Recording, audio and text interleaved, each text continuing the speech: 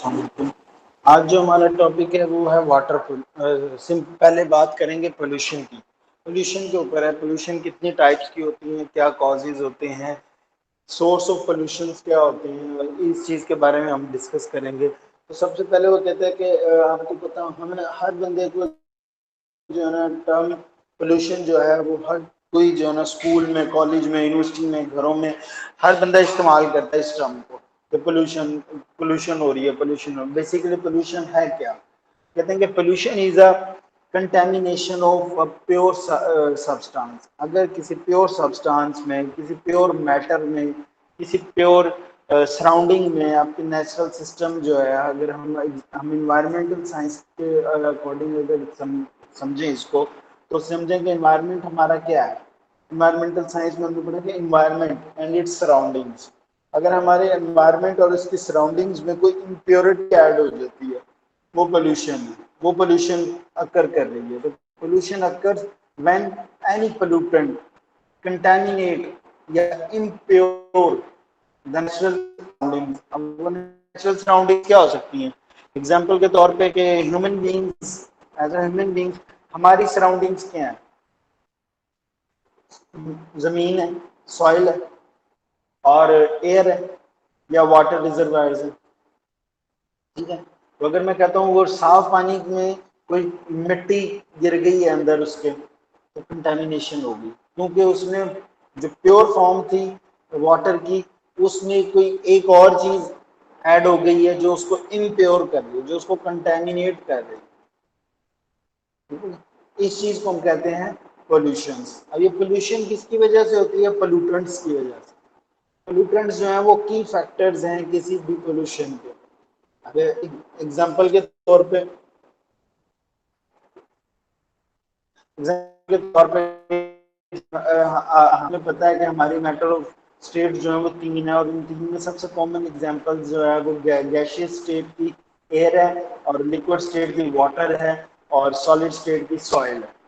अब सॉइल के अंदर अगर आप प्लास्टिक डंप कर दोगे तो वो पोल्यूटेंट है, उसने पोल्यूशन क्रिएट की सॉइल की।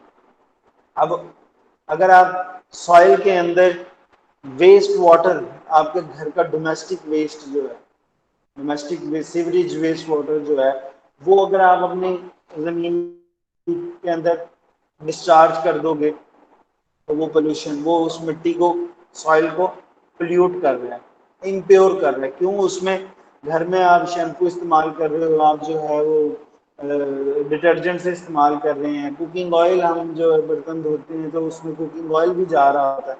तो ये सारी चीज़ें, साबुन, ठीक है, और उसके अलावा हमारे पास कलर्स, डिफरेंट कलर्स हम यूज़ करते हैं कुकिंग पर्पजेज के लिए, वो भी हमारे उसमें जा रहे हैं वेस्ट वाटर में। वो सारे के सारे, अगर ज़मीन को पानी लग रहा है तो वो सॉइल पोल्यूशन हो रही है।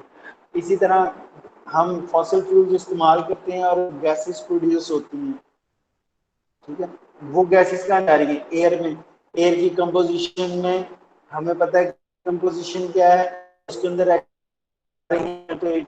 तो pollutant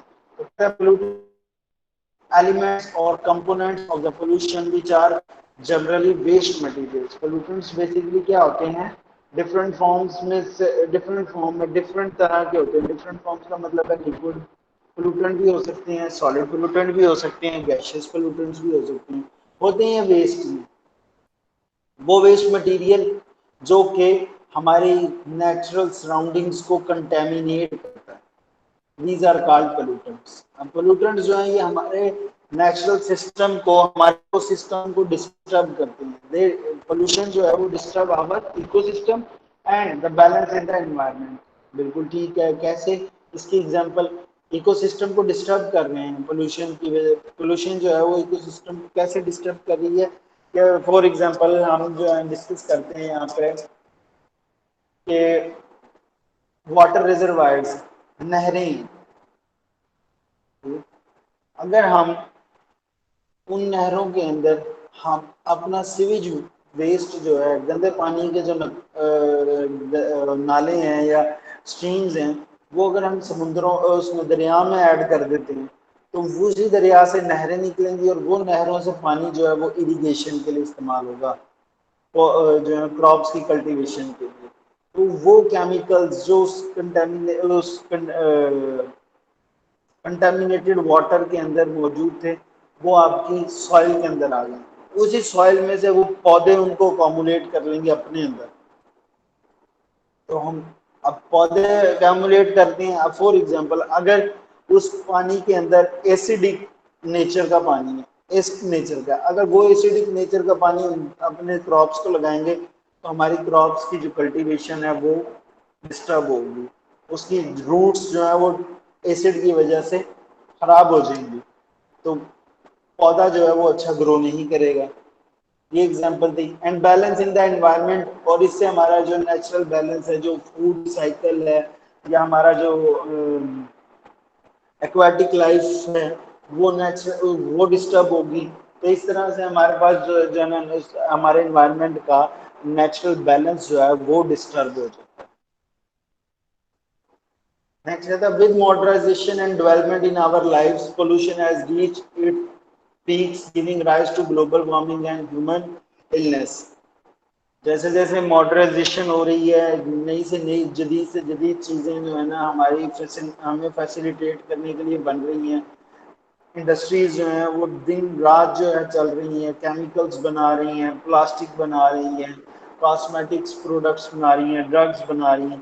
तो ये जब कोई भी जब चीज़ बनती है आर्टिफिशियली सिंथेटिक, तो वो अल्टीमेट वेस्ट भी प्रोड्यूस करती है, वो अल्टीमेट वेस्ट भी प्रोड्यूस करती है। उस वेस्ट की वजह से पोल्यूशन जब वो हमारे डिस्चार्ज होती है, अब इंडस्ट्री अपने फैक्ट्री के अंदर तो नहीं रखेगी ना वो पोल्यूशन, जो वेस्ट वाटर प्रोड्यूस कर रहे हैं वो वहां तो नहीं रखेंगे, वो तो डिस्चार्ज कर देंगे। अगर सॉलिड वेस्ट प्रोड्यूस हो रहा है तो वो सॉलिड वेस्ट भी क्या कर देंगे, उठवा देंगे, और वो लोग जो है वहां जाके डंप कर देते हैं जमीन में, या उसके जो है हम उसको बर्न कर देते हैं।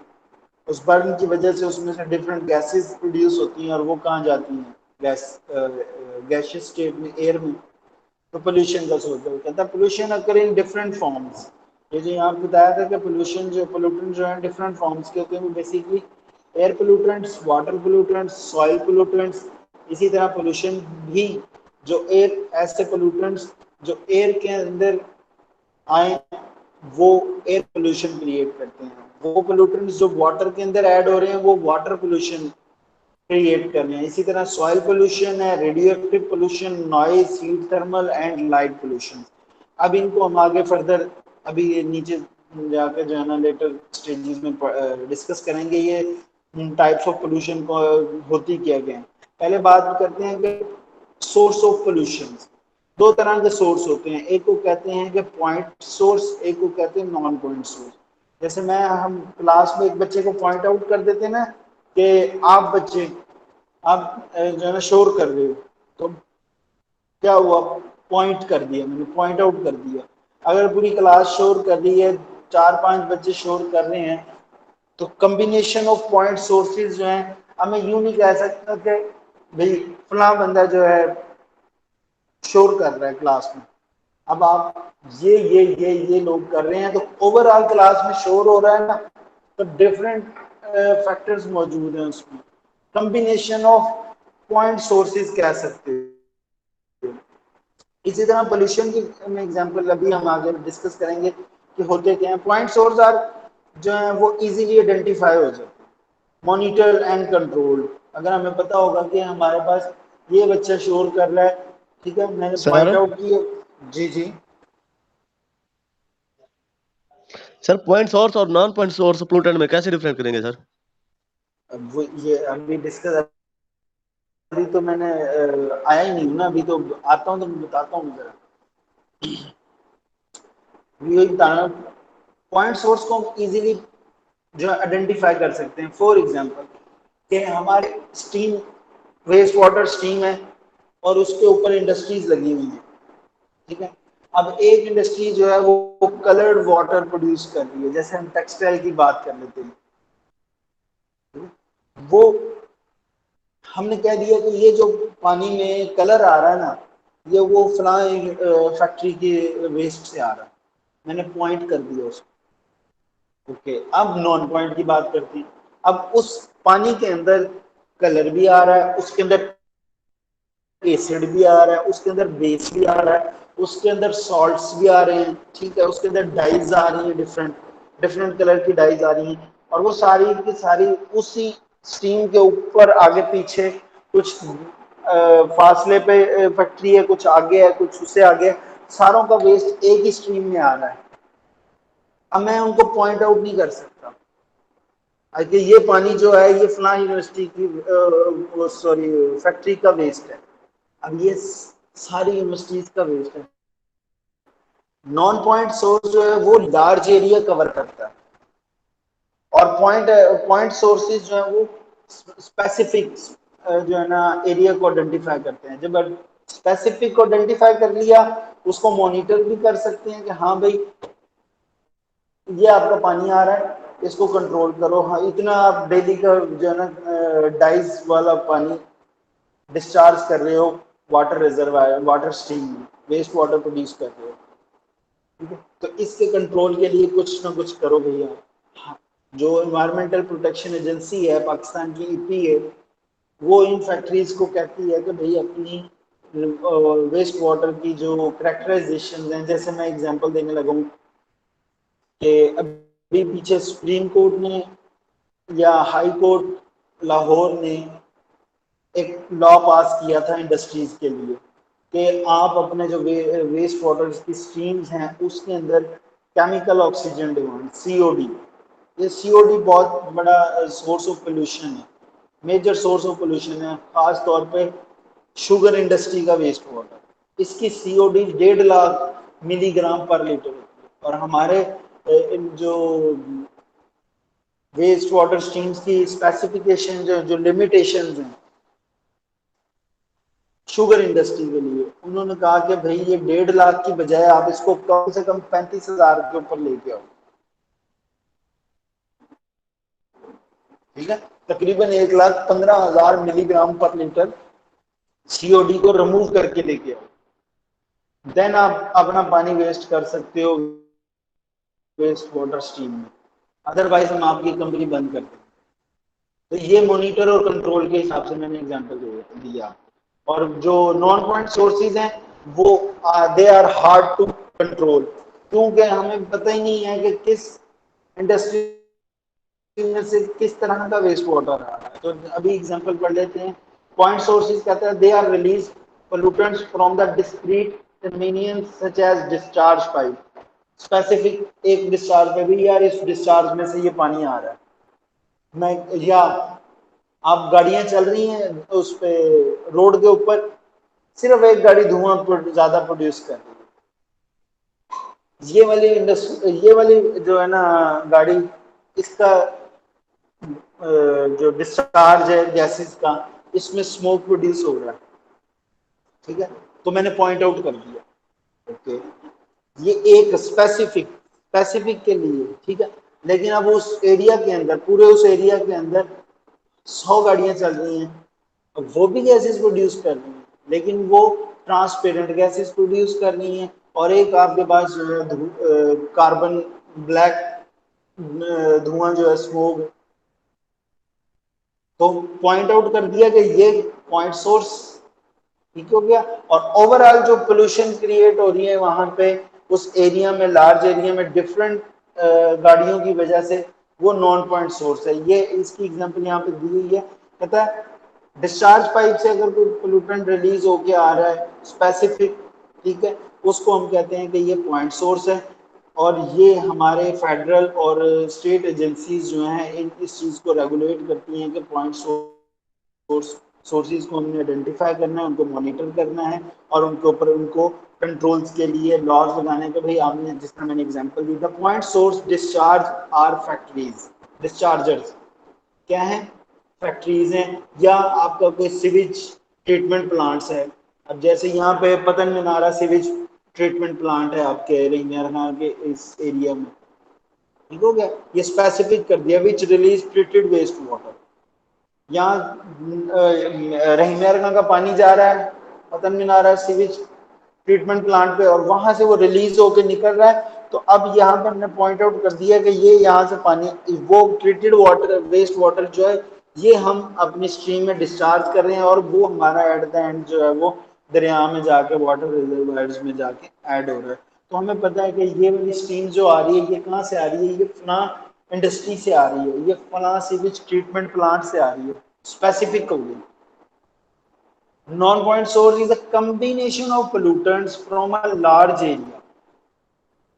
ठीक है, स्पेसिफिक पोल्यूटेंट की बजाय ये क्या है, कम्बिनेशन ऑफ पोल्यूटेंट। मैंने एग्जांपल दी, एक इंडस्ट्री डाई रिलीज कर रही है, एक इंडस्ट्री एसिड, एक इंडस्ट्री ड्रग्स, ठीक है, मेडिसिन वाली है, और एक इंडस्ट्री वहां पे जो है प्लास्टिक प्रोड्यूस कर रही है, तो वो प्लास्टिक के कंपोनेंट्स वो कर रही है। एक इंडस्ट्री वहां पे शुगर की है, वो सीओडी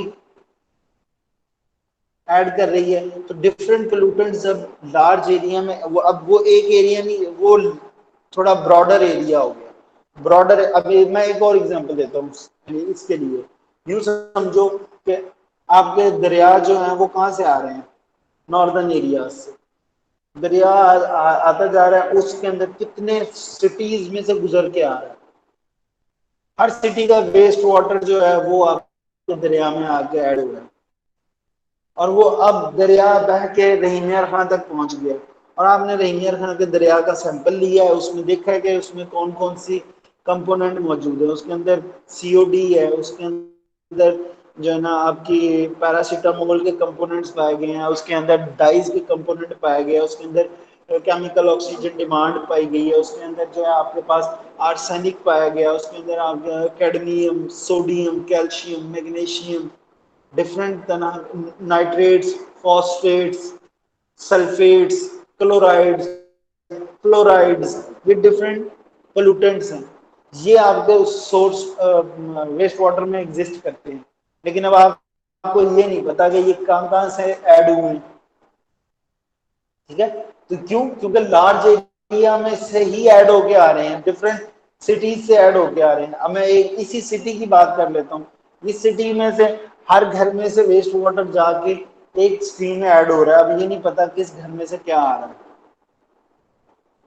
ठीक हो गया। तो ये हमारे पास है, इसको आइडेंटिफाई करना बहुत मुश्किल होता है। इसलिए, और ये combination pollutants from a large area rather than from a specific identifiable sources, यानी कि जैसे पॉइंट सोर्सेज में हम स्पेसिफिक आइडेंटिफाई कर लेते हैं सोर्स को, लाइक डिस्चार्ज पाइप कर लिया। इसमें ऐसा नहीं होता। इसमें run of is generally associated with non point. Run of का मतलब है बहता हुआ पानी जो आ रहा है, जैसे मैंने एग्जांपल दी आपको दरिया की, नहर की, ठीक है, ये कहाँ से चलती हैं और कहाँ जाके खत्म होती हैं। अब दरमियान में आप कहीं से सैंपल ले रहे हो तो पीछे से उसमें क्या क्या ऐड हुआ, कहाँ कहाँ से ऐड हुआ है, कोई आइडेंटिफिकेशन नहीं।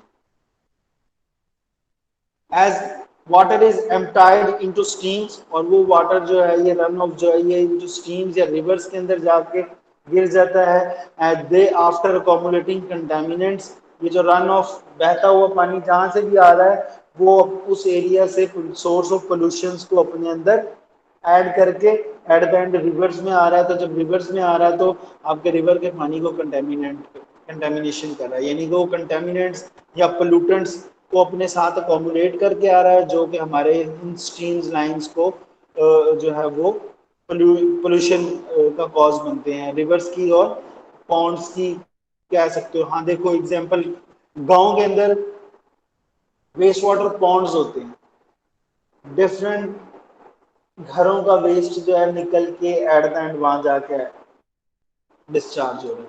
इसी तरह एग्जांपल दे रहा है वो, कहता है कि फॉर एग्जांपल आपके गार्डन का वेस्ट वाटर, आपके पार्किंग लॉट्स का वेस्ट वाटर, आपकी कंस्ट्रक्शन साइट का वेस्ट वाटर, ये सारे के सारे ऐड हो रहे हैं एक किसी स्पेसिफिक जगह पे, ठीक होगा। और ये तीनों चीजें फॉर एग्जांपल समझ लो एक ही एरिया में एग्जिस्ट करती हैं, एक ही सिटी में एग्जिस्ट करती हैं। तो ये लेकिन डिफरेंट एरियाज, जो लार्ज एरियाज हो गए ना, बजाय के सिर्फ मैं कहूँ गार्डन का वेस्ट वाटर वो पॉइंट सोर्स है, वो पॉइंट सोर्स की एग्जांपल है, गार्डन का डिस्चार्ज पाइप वो पॉइंट है। लेकिन गार्डन का, पार्किंग लॉट्स का, कंस्ट्रक्शन साइट्स का, ये तीनों का डिस्चार्ज जो है वो एक जगह पे जब कलेक्ट होगा, कंबाइन होगा, तो उसको हम कहते हैं नॉन पॉइंट सोर्स पोल्यूशन। अब टाइप्स ऑफ पोल्यूशन जो है, एयर पोल्यूशन की एग्जांपल, एयर पोल्यूशन जो है ये प्रोमिनेंट और डेंजरस है क्योंकि इसमें हमने सांस लेना है, ये अल्टीमेटली डायरेक्टली हमारे साथ जो है ना इन कॉन्टैक्ट है। वाटर जो है वो हमारे साथ डायरेक्टली कॉन्टैक्ट नहीं है, इनडायरेक्टली कॉन्टैक्ट है, क्योंकि हम ग्राउंड वाटर पी रहे हैं, हम रन ऑफ या जो इन इनलैंड इन रन ऑफ या इनलैंड वाटर जो है वो एक ही बात है। जमीन पे सरफेस के ऊपर जो पानी बहता है उसको इनलैंड वाटर कहते हैं। ठीक है, अच्छा पहले एयर पोल्यूशन की बात कर लेते हैं। कहता है it occurs due to many reasons like burning of fossil fuels is necessary of our daily lives for cooking, driving or other industrial activities। हम अपनी एनर्जी रिक्वायरमेंट्स को पूरा करने के लिए बर्निंग ऑफ फॉसिल फ्यूल्स करते हैं। उसके नतीजे में कहाँ पे कर रहे हैं, घर में हम सुई गैस जला रहे हैं, ठीक हो गया। ड्राइविंग के लिए हम फॉसिल पेट्रोल और डीजल यूटिलाइज कर रहे हैं। इंडस्ट्रीज जो है वो गैस से या डीजल जनरेटर चला के डीजल डीजल जनरेटर चला के अपनी इलेक्ट्रिसिटी प्रोड्यूस कर रही है। तो डिफरेंट जगह पे बर्निंग ऑफ फॉसिल फ्यूल्स हो रही है, जिसकी वजह से they release burning of fossil fuels के नतीजे में क्या होता है, releases a huge amount of chemical substances in air every day। these pollutants, these chemical substances pollute the air। ये एक एग्जांपल है एयर पोल्यूशन की। आगे कहता है स्मोक फ्रॉम चिमनीज, भट्टे जो हैं आपके, फैक्ट्रीज की चिम जो से निकलने वाला धुआं, व्हीकल्स और बर्निंग ऑफ वुड से की वजह से बनने वाला smoke, basically occur due to the coal burning. जहां जहां पे कोल बर्न हो रहा है उसकी वजह से चिमनीज में से या फैक्ट्रीज में से या आपके व्हीकल में से, जिस तरह हम कहते हैं कि पुराने ज़माने में जो अभी भी जो मालगाड़ी है ट्रेन की, उसमें कोयला जो है ना बंद करते हैं चलाने के लिए, तो स्मोक प्रोड्यूस होता है। दीज रिलीजेस, अभी कोल के अंदर सल्फर मौजूद होती है, नाइट्रोजन मौजूद होती है, ये नॉक्सिस और सॉक्सिस प्रोड्यूस करते हैं। They are toxic chemicals. NOxes और सॉक्सिस आपने पढ़ा है कि एसिड रेन का कॉज बनते हैं। ठीक है, हैजर्डस गैसेस जो है जब एयर के अंदर जाती हैं तो वो वाटर के साथ ऐड होके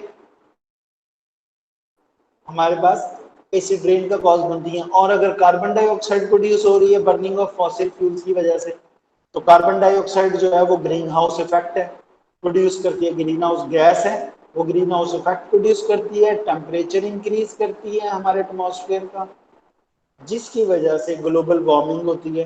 तो ये हमारे डिफरेंट जो है ग्लोबल वार्मिंग और एसिड रेन का कॉजेज बनते हैं,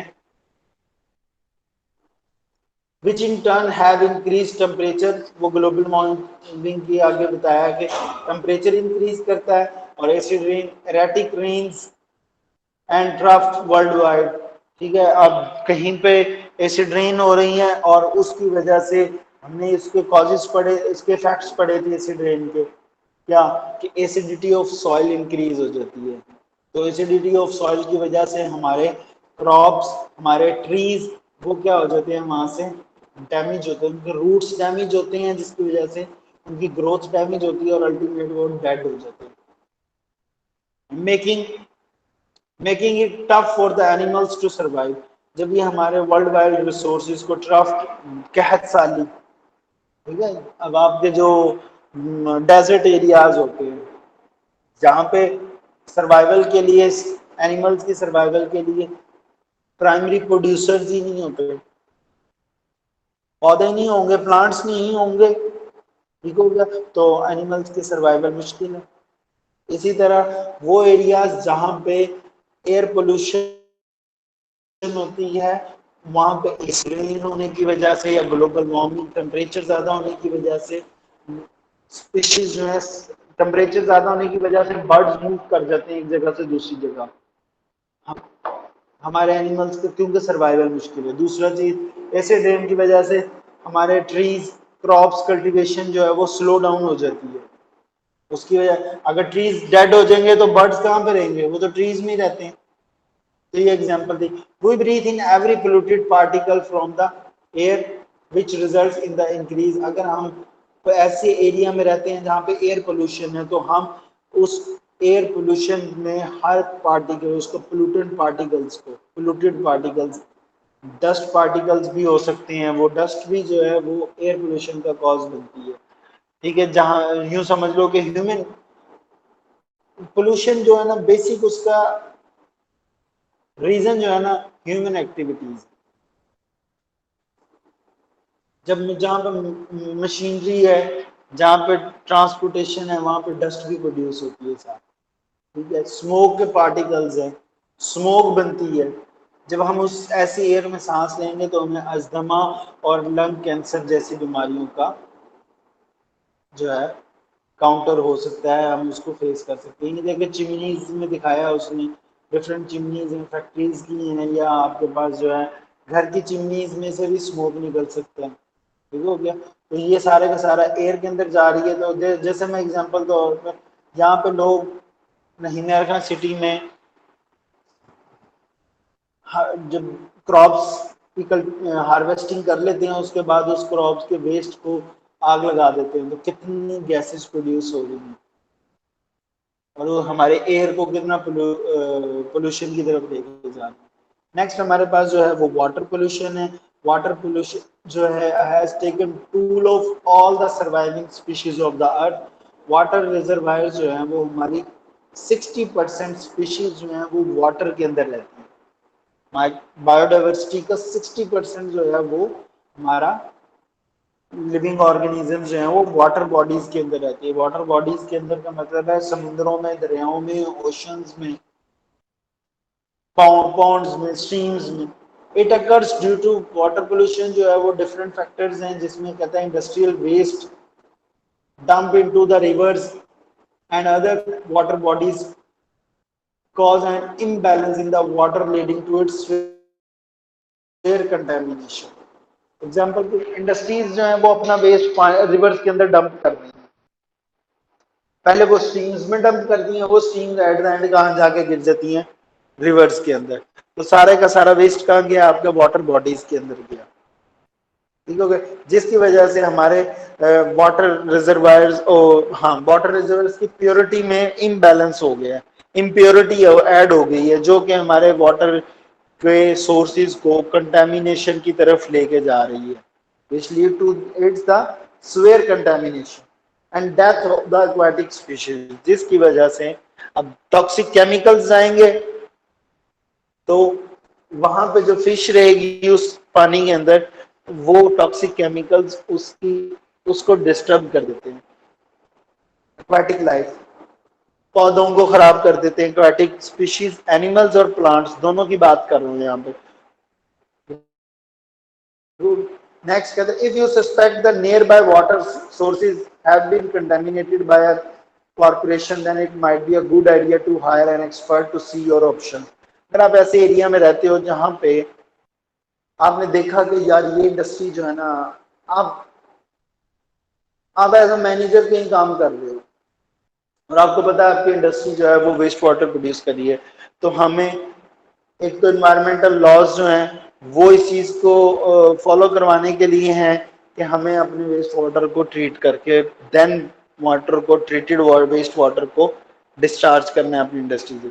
उसके लिए हमें जो है ना कोई एक्सपर्ट वाटर ट्रीटमेंट वर्क का एक्सपर्ट, अब डिफरेंट जो है ना सर्विसेज कंपनीज हैं जो वेस्ट वाटर ट्रीटमेंट प्लांट्स लगाती हैं, जो जिनकी R&D है, रिसर्च की हुई है, उन्होंने डेवलपमेंट की हुई है, उन्होंने डिजाइनिंग किया हुआ है किस तरह के वेस्ट वाटर के लिए किस तरह का जो है ना प्लांट डिजाइन किया जाता है। तो इस तरह के एक्सपर्ट्स का मतलब ये है, जरूरी नहीं है एक बंदा, आप इंडस्ट्री से सर्विसेज कंपनीज जो हैं, NGOs हैं, उनसे हम राब्ता करते हैं जी हमें ये प्रॉब्लम क्रिएट फेस कर रहे हैं हम, और इन्वायरमेंटल लॉज के अकॉर्डिंग हमें इतनी रिक्वायरमेंट चाहिए, इतना वाटर को ट्रीटेड करना है, तो हमें कोई सजेशन दे। ठीक हो गया, तो उसके लिए वो कहता है कि किसी एक्सपर्ट को हायर करना पड़ेगा। वो कहता है आल्सो स्प्रेइंग, एक और एग्जांपल उसने दी है कि जैसे हम अपने खेतों के अंदर इंसेक्टिसाइड्स और पेस्टिसाइड्स जैसी मेडिसिन इस्तेमाल करते हैं to kill the insects and pest. वो क्या करती है, वो हमारे, जब आप इंसेक्टिसाइड्स और पेस्टिसाइड्स उस पौधे को लगा देते हो और उसके बाद उसको इरिगेशन के थ्रू पानी दे रहे हो, तो वो केमिकल्स इंसेक्टिसाइड्स और पेस्टिसाइड्स डिसॉल्व होकर पानी में, वाटर के अंदर, उस जमीन के अंदर सीपीज स्टार्ट हो जाती है उनकी, नीचे सीपीज होती जा रही है, नीचे जज़ब होते जा रहे हैं, और वो अल्टीमेटली वो वाटर केमिकल्स को अपने साथ ले जाके नीचे ग्राउंड वाटर्स के अंदर ऐड कर लेता है, और वही ग्राउंड वाटर हम बोर करके ड्रिंकिंग पर्पस के लिए, कुकिंग पर्पस के लिए इस्तेमाल कर रहे हैं। तो क्या अल्टीमेट हम हम जो है वो डिस्टर्ब हुए, डेफिनेटली। तो इसी तरह अगर ये ग्राउंड वाटर इंसेक्टिसाइड्स पेस्टिसाइड्स वाले वेस्ट वाटर जो है वो रिलीज होके ग्राउंड वाटर में चला जाता है या रन ऑफ में ऐड हो जाता है, बहते हुए पानी में ऐड हो जाता है, तो ये हमारे वाटर बॉडीज को डैमेज करता है, और वो ऐसा डैमेज करता है कि दे इरिपेयरेबल। उनको जब बड़े ओशंस में ऐड हो जाते हैं तो वहां से इनको रिमूव करना बहुत मुश्किल होता है। एक और मसला बताया उसने फैक्टर वाटर पोल्यूशन का, एट्रोफिकेशन। एट्रोफिकेशन जो है ये ऐसा फिनोमेना है जिसके अंदर फंगस, एल्गी ब्लूम्स, आपने देखा होगा गंदे पानी के ऊपर जो है ग्रीन कलर की लेयर जम जाती है, फंगस होती है, बैक्टीरियाज होते हैं, एल्काई होती है, एल्गी जिसको बोलते हैं इंग्लिश में, ठीक है। ये जब आपके पानी के अंदर वाटर, पोल्यूटेड वाटर के अंदर नाइट्रेट और फॉस्फेट जैसे कंटेमिनेशन मौजूद होती है, तो ये बैक्टीरिया और फंगस, फंजाई जिसको बोलते हैं, फंजाई और एल्गी, ये करते हैं और ग्रो सरफेस के ऊपर तैरने लग जाते हैं, फ्लोटिंग करते हैं। अब जब ये इनकी लेयर बन जाती है तो उसकी वजह काम क्या हुआ, वाटर रिजर्वायर्स में जो नीचे उसकी एक्वेटिक लाइफ है वो डिस्टर्ब हो रही है। वो कैसे डिस्टर्ब हो रही है कि हमारे पास जो है जो बने हैं, ब्लूम्स बने हैं, माइक्रोबियल ब्लूम्स जिस हम कहते हैं उसको, ग्रीन कलर के, वो लेयर ऐसी बनी है जिसकी वजह से वो सनलाइट को स्टॉप कर रहे हैं। अब नीचे आपके पौधों, एक्वेटिक प्लांट्स जो हैं वो फोटोसिंथेसिस प्रोसेस करते हैं, तो उसको जब लाइट नहीं मिलेगी, सनलाइट नहीं मिलेगी, पेनिट्रेशन नहीं होगी सनलाइट की, तो इसकी वजह से उन प्लांट्स की फोटोसिंथेसिस प्रोसेस स्टॉप हो जाएगा और अल्टीमेटली उन पौधों की, उन प्लांट्स की डेथ हो जाएगी। सिमिलरली जो एयर होती है वो वाटर रिजर्वायर्स की लेयर के साथ जब टकराती है तो एयर की जो ऑक्सीजन है वो वाटर के अंदर डिसॉल्व हो जाती है, जिसको हम कहते हैं डिसॉल्व ऑक्सीजन। आपने एक्वेरियम में देखा होगा कि हम एयर की सप्लाई देते हैं, उसमें बबल्स बन रहे होते हैं कॉन्टिन्यूसली। वो क्यों? क्योंकि हम उसको बेसिकली एयर सोर्स दे रहे हैं। वो एयर जो है वो पानी के अंदर डिसॉल्व होती है और उसके अंदर डिसॉल्व ऑक्सीजन को मछलियां जो है, एम्फीबियन लाइफ जो है, एक्वाटिक लाइफ एनिमल्स जो है वो कंज्यूम करते हैं सांस लेने के लिए। तो ये हमारे ऑक्सीजन को भी रिड्यूस करती हैं। अगर वो सरफेस के ऊपर उसकी लेयर जम जाएगी तो डायरेक्ट एयर का कांटेक्ट भी नहीं हुआ और सनलाइट भी जो है वो पास नहीं हुई, तो ये दोनों वजह से जो है एक्वाटिक एनिमल्स और एक्वाटिक प्लांट्स को डैमेज करती हैं। कहता है water pollution not only harm the aquatic beings but it also contaminate the entire food chain. अब कुछ ऐसे एनिमल्स हैं जिनको हम यूटिलाइज करते हैं एज अ फूड, जैसे फिश है। और वो कहाँ रहती है? वाटर रिजर्वायर्स में, वाटर बॉडीज में।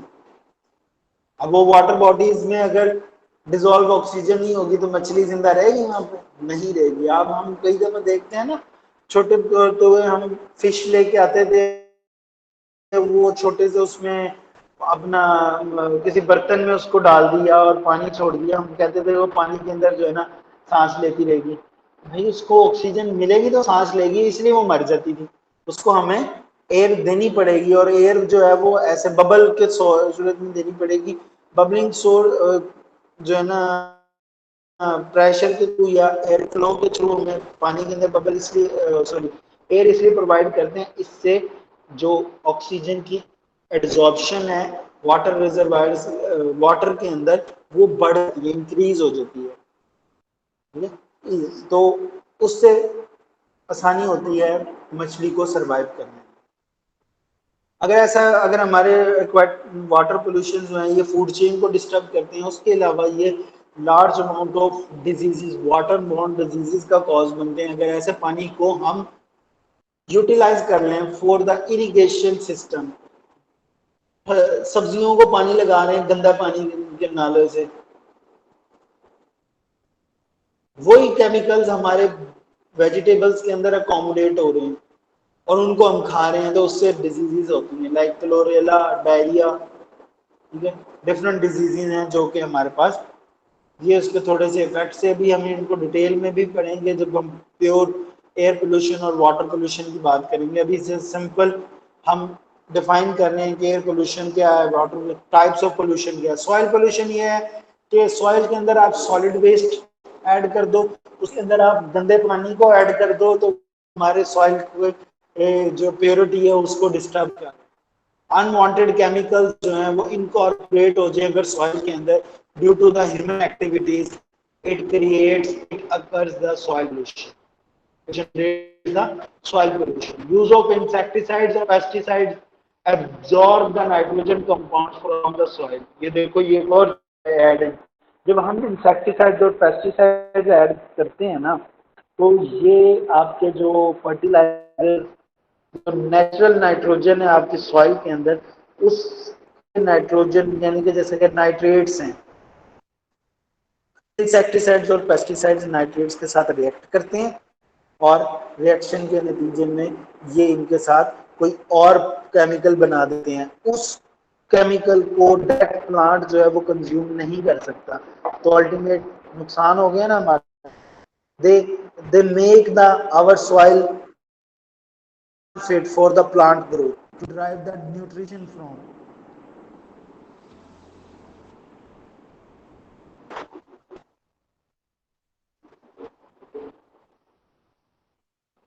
नेक्स्ट कहता है कि okay the release of industrial waste minings,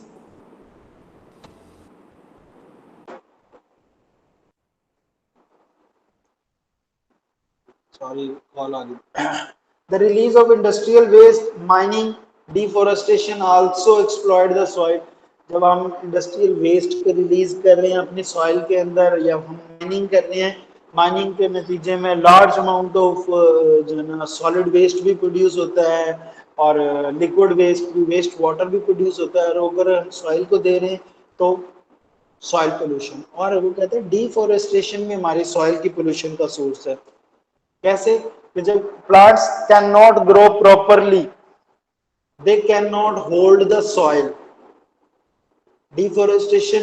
deforestation होगी तो क्या होगा कि जो होल्ड है ना सॉइल का, प्लांट्स जो हैं वो हमारी जमीन को, मिट्टी को होल्ड करते हैं, उसको सख्ती प्रोवाइड करते हैं, हार्डनेस प्रोवाइड कर रहे हैं। जहां पे दरख्त कम होते हैं वहां पे वो मिट्टी जो है वो बारिश में या फ्लड्स के नतीजे में इजीली निकल जाती है, इस चीज को जमीनी कटाव हो जाता है।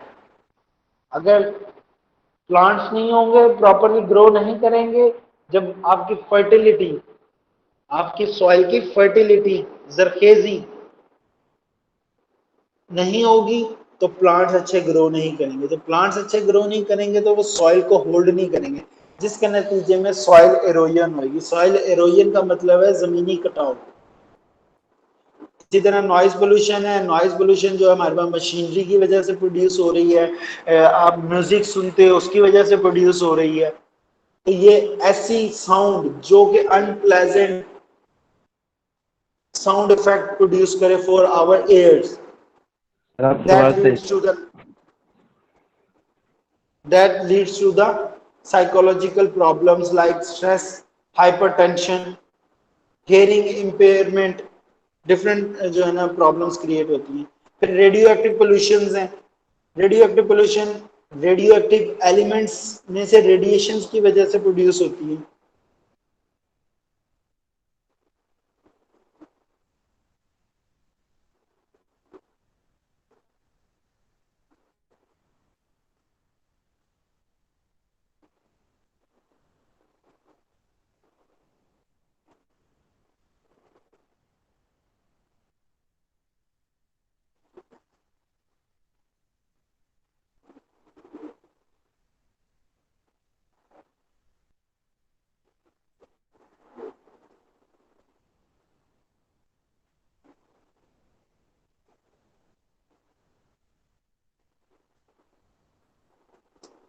रेडियो एक्टिव पोल्यूशन के लिए समझें कि आपको फॉर एग्जांपल मैं एग्जांपल देता हूँ कि जब सुनामी आया था तो जापान के अंदर एक न्यूक्लियर प्लांट था जो कि उन्होंने समुंदर के किनारे जो सिटी था उनका वहां पे था। वो सारा वो प्लांट जो न्यूक्लियर प्लांट है उसके अंदर पानी भर गया। उन्होंने वो पूरा जापान है पूरे का पूरा प्लांट जो है वो एक किस्म का पूरा एक सिटी टाइप उन्होंने बनाया हुआ था, इतना बड़ा प्लांट था। वो उन्होंने खाली करवा दिया। क्यों? क्योंकि अब तक वहां पे वो रेडियो एक्टिव एलिमेंट्स मौजूद थे, न्यूक्लियर प्लांट था, उससे रेडिएशंस निकलती हैं। वो रेडिएशंस अगर वो इंसानों के साथ कांटेक्ट में आ जाएंगी तो वो हमारे कैंसर का हमारे स्किन को डैमेज करेंगी, हमारे जो है ऐसे वायरसेस प्रोड्यूस करेंगी, ठीक हो गया, जिससे मलेरिया जैसी बीमारियां फैल सकती हैं। इनफर्टिलिटी लोगों की जितना मदर्स हैं उनकी जो बर्थ की प्रॉपर्टी है मतलब उस चीज को वो डैमेज करेगी।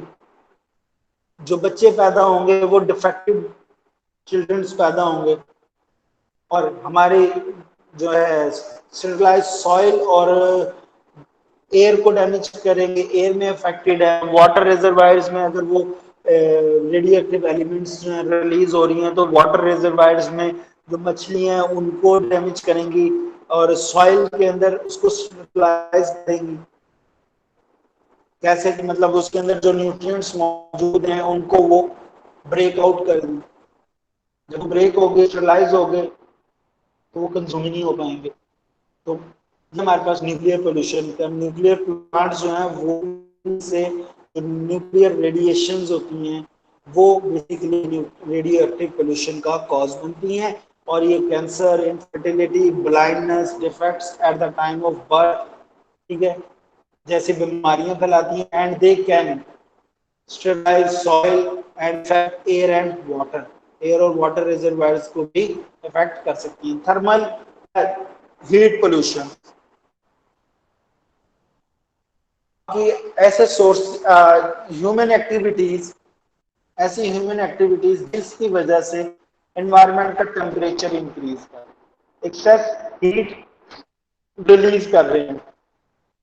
Transportation burning of fossil fuels की वजह से हीट प्रोड्यूस हो रही है, अब वो हमारे एटमॉस्फेयर की हीट को इंक्रीज कर रही है। तो ये हमारे अनवांटेड चेंजेस हैं जो कि आहिस्ता आहिस्ता कौन जो है ना साल ब साल जो है वो टेम्परेचर को इंक्रीज, ग्लोबल वार्मिंग,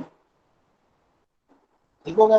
तो due to the huge number of industrial plants की वजह से या डिफोरेस्टेशन जब नहीं हो, डिफोरेस्टेशन का अल्टीमेट थर्मल पोल्यूशन को किस तरह से इफेक्ट है कि डिफोरेस्टेशन नहीं होगी, डिफोरेस्टेशन होगी मतलब प्लांट्स नहीं है। जब प्लांट्स नहीं है तो कार्बन डाइऑक्साइड को कौन कंज्यूम करेगा? उस एरिया में कार्बन डाइऑक्साइड प्रोड्यूस तो हो रही है लेकिन वापस कंज्यूम नहीं हो रही, तो जिसकी वजह से वो ग्रीन हाउस इफेक्ट प्रोवाइड करेगी CO2 और ग्लोबल वार्मिंग होगी, हीट इंक्रीज होगी, टेम्परेचर इंक्रीज हो रहा है, वजह से उन एरियाज में हीट पोल्यूशन या थर्मल पोल्यूशन के कॉज होते हैं। It increased Earth temperature causing drastic climate change and extinction of wildlife.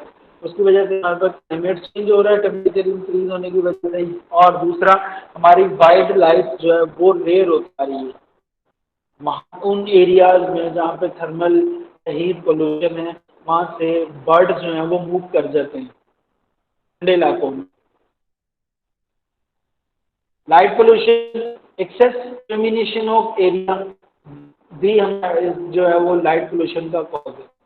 It is जैसे कि रात के टाइम में हम बड़े बड़े साइन बोर्ड्स बिल बोर्ड्स लगा देते हैं, वो लाइट जो है वो एयर की क्वालिटी को डिस्टर्ब कर रही है। कैसे? वहाँ पे उस बिल बोर्ड की लार्ज में जो इलेक्ट्रिसिटी यूज करनी है उसकी वजह से हीट प्रोड्यूस हो रही है। हो गया।